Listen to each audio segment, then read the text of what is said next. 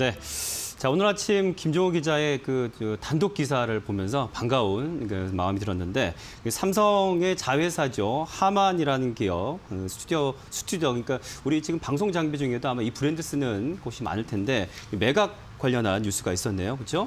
네, 삼성전자가 지난 2016년에 인수했던 하만이 이제 디지털 믹싱 기업인 스튜더를 매각하기로 했습니다. 스튜더는 스위스 음향 기업이고요. 전 세계 방송국이나 이제 극장 등에서 주로 사용하는 디지털 믹싱 콘솔을 개발해서 이제 유명해진 업체거든요. 쉽게 설명하면 오디오 조절 시스템 뭐 이런 거를 만들어서 판매하는 업체인데 대부분의 이제 라디오라든지 뭐 극장이라든지 이런 데서 취급한다고 보시면 됩니다. 하만은 이 스튜더를 1994년에 인수했는데요. 그러니까 인수 27년 만에 거의 30년 만에 글로벌 방송 장비 기업인 에버츠와 최근 매각 계약을 체결했다고 합니다. 스튜더 브랜드를 포함해서 인력과 공장 등 모든 자산이 이제 매각 대상이니까요. 완전히 이 브랜드를 처분한다고 보시면 되겠고요. 올 1분기 중에 매각 절차가 완료될 것으로 보이고 매각 금액은 아직 공개되지는 않은 상황입니다. 자, 그러면 하만을 인수할 당시로부터 해서 보면 지금까지 좀 변화가 있지 않았을까요? 네, 삼성전자가 이제 하만을 인수하고 나서부터 굉장히 많은 변화들을 가져오고 있어요. 요번에 하만이 스튜더를 이제 매각한 것도 그런 변화 중 하나로 보시면 될 것 같은데요. 사실 스튜더가 이제 고가 장비고 또 이제 수요가 한정돼 있다 보니까 수익을 더 창출하기는 어려운 상황이거든요. 그렇기 때문에 삼성전자는 하만을 인수한 뒤에는 이런 스튜더 같은 이제 비주력 사업을 계속 통합하거나 처분하는 등 정리 작업을 꾸준히 진행해 왔습니다. 그러면 하만이 주력 사업으로 무엇을 키우느냐? 아마 대부분 아실 것 같은데요. 자동차 전장 사업이나 컨슈머 오디오 분야에서 이제 집중을 하고 있습니다.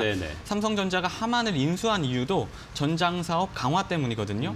여기서 전장은 자동차에 들어가는 각종 전자 부품을 얘기합니다. 삼성전자는 전기차 등 이런 미래 자동차 시장이 크게 성장하면서 좀 전장 사업 수익도 현재와는 비교할 수 없을 정도로 좀 성장할 것이라고 보고 하만을 인수한 거고요. 2016년 인수 당시에 무려 9조 2천억 원을 하만에 투입을 했거든요. 이 금액만 보셔도 하만에 얼마나 큰 기대감을 걸었는지 알 수 있을 것 같습니다. 또 하만은 차량용 인포테인먼트부터 조명, 통신 시스템, 카오디오 등을 개발하고 있고 또 여기서 글로벌 선두 업체거든요. 그래서 삼성전자가 하만을 인수한 이후에 디지털 계기판인 디지털 콕핏 뭐 이런 거를 같이 만들어서 시너지도 본격적으로 내고 있어요. 그래서 이런 흐름에서 좀 보자면 크게 돈이 되지 않는 스튜더 같은 이제 브랜드를 빠르게 매각을 하고 이제 돈이 될 것 같은 전장 사업이나 이제 컨슈머 오디오 그러니까 이어폰, 스피커, 헤드셋 이런 부분에서 좀 전력 투구를 하려고 하는 모습으로 보입니다. 근데 저는 사실 이런 일련의 기사, 저희가 이제 단독 기사를 낸 그런 부분을 좀 자랑스럽게 보면서 우리 기업들이 정말 머리를 잘 쓰고 있구나 이런 생각을 많이 했어요. 그러니까 굳이 안 되는 미래 뭐 전망이 그렇게 좋지 않은 거는 빨리 잘라버리고 아프지만 좀 빨리 잘라버리고 되는 산업을 중심으로 되고 있는 혹은 될 산업을 잘 키우는 거 그거 굉장히 중요하다. 선택과 집중을 잘하고 있다고 생각하는데 최근 사실 LG전자와 그리고 그 세계적인 자동차 부품 회사 3위인 마그나 여기 같이 이제 조인트 벤처 했잖아요. 그렇기 때문에 그 이슈도 있었습니다. 사실 LG전자 같은 경우에는 그동안 전장 사업 부품 이쪽에서 거의 적자를 냈었습니다. 그래서 꽤 아픈 손가락이었는데 이제 조인트 벤처를 통해서 앞으로 이제 적자 돌파하고 이런 부분을 뚫을 수 있는 그런 자구책을 마련했다라는 데서 의미를 둘 수 있고요. 이걸 보면은 이제 전기차, 뭐 전장 부품 이쪽으로 앞으로도 확대될 가능성이 있는데 조기에 그런 대량 생산 체제를 또 구축을 하고 뭐니 해도 성장 경쟁력을 높이자라는 부분 좀 느낄 수 있지 않았나 싶고요. 그렇기 때문에 또 LG전자가 하루 만에 몸값에서 4조 원을 또 불리는 그런 엄청난 그런 또 시너지를 냈기 때문에 앞으로도 미래가 기대가 된다라는 생각이 들었습니다. 맞습니다. 그 헤드라인 그 타이틀의 선택과 집중이었죠. 그걸 기억하는데 이렇게 그 글로벌 친환경 자동차 시장에서 이 전장 산업의 현황이라든지 앞으로 전망도 좀 궁금하실 텐데요. 송정 기자 취재해 오셨죠. 일단 전장 사업은 자동차 산업의 미래와 같이 연결해서 살펴볼 필요가 있을 것 같습니다. 일단 뭐 전기차는 이제 미래 친환경차의 대세가 되었고요. 그리고 뭐 자율주행 기술에 대한 기대감도 큰 상황입니다. 전장 산업은 바로 이런 미래 자동차를 구현하기 위해서 가장 중요한 파트라고 보시면 되겠는데 시장 조사업체 IHS 마킷에 따르면 전 세계 친환경 자동차 시장 규모가 지난해 1,330만 대에서 오는 2025년에는 5,660만 대까지 급성장할 전망입니다. 4배 이상 빠르게 성장할 것으로 지금 예상이 되고 있습니다.